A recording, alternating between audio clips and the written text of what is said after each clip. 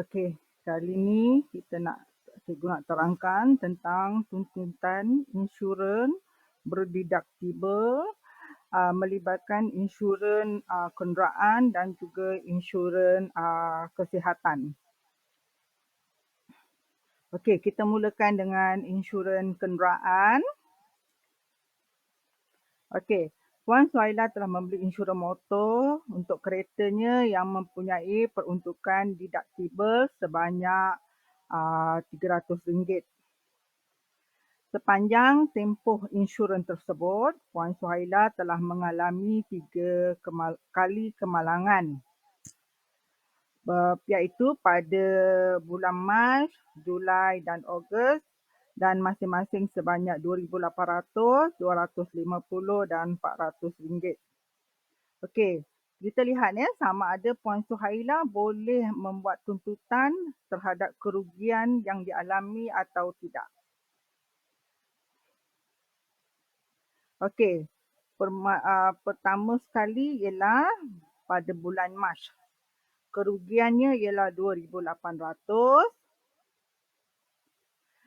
Boleh buat tuntutan dan bayaran pampasannya ialah RM2,500 sebab nilai RM2,800 melebihi deductible.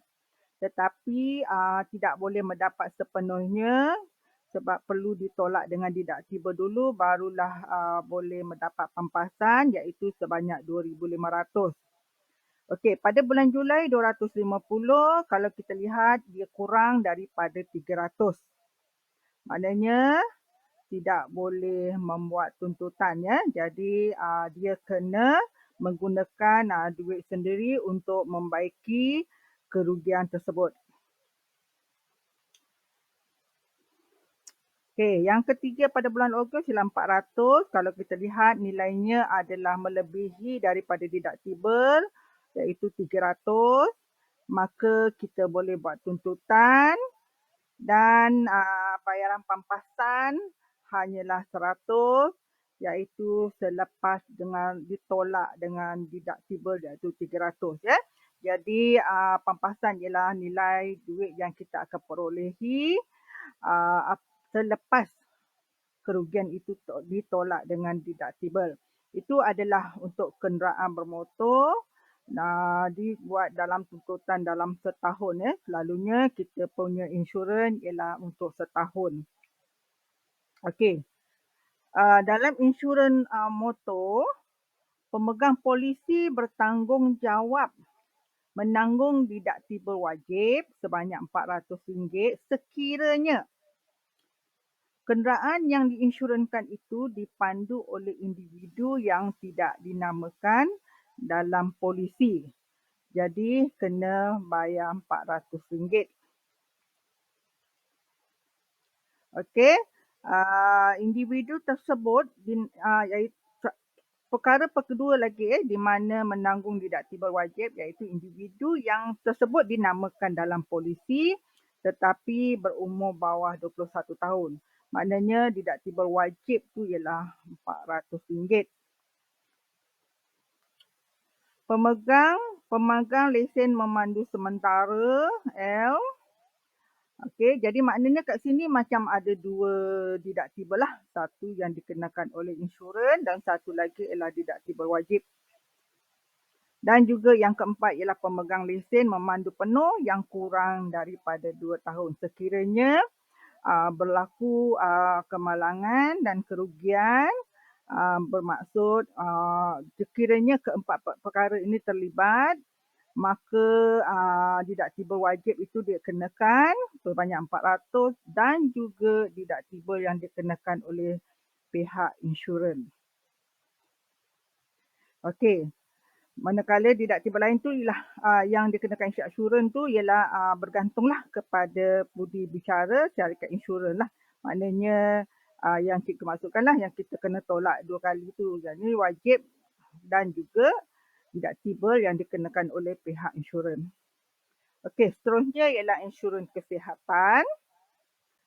Okey, sekarang ni kita lihat ya, polisi insurans perubatan mempunyai deductible sebanyak RM30,000 setahun.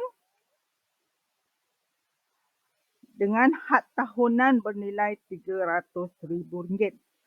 Maksud had tahunan ini ialah dalam satu tahun hanya boleh gunakan sebanyak RM300,000 dan tahun depan masih lagi mengikut had yang ditetapkan iaitu RM300, RM300,000. Walaupun tahun ni kita telah menggunakan habis, tahun depan kita masih lagi mempunyai had tahunan sebanyak RM300,000.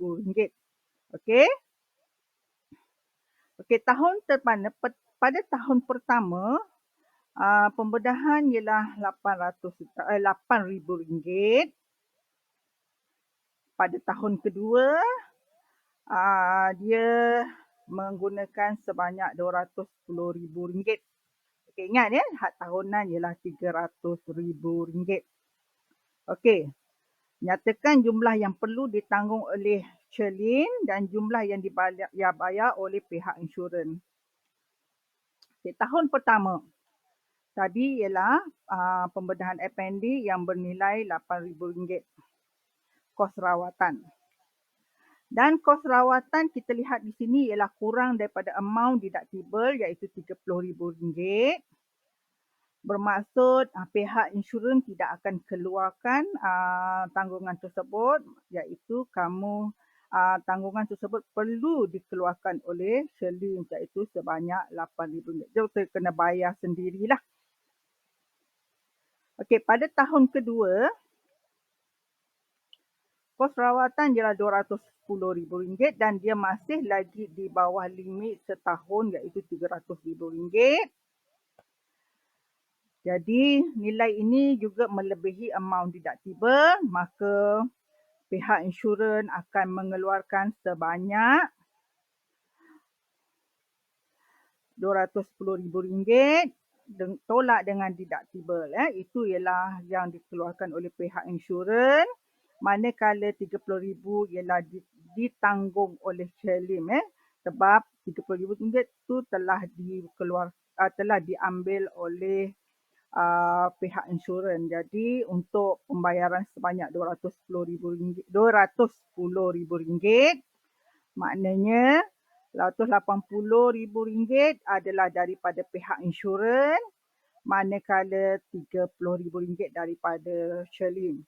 Dan tahun ketiga masih lagi ada RM300,000 sebab telah ditetapkan bahawa nilai had tahunan ialah RM300,000 ya. Jadi tetapi dalam satu tahun sekiranya ada beberapa rawatan, maknanya setiap kali rawatan kamu akan ditolak dengan deductible Dan ingat tahunan hanya RM300,000 sahaja. Okey, jadi setakat ini pembelajaran tentang tuntutan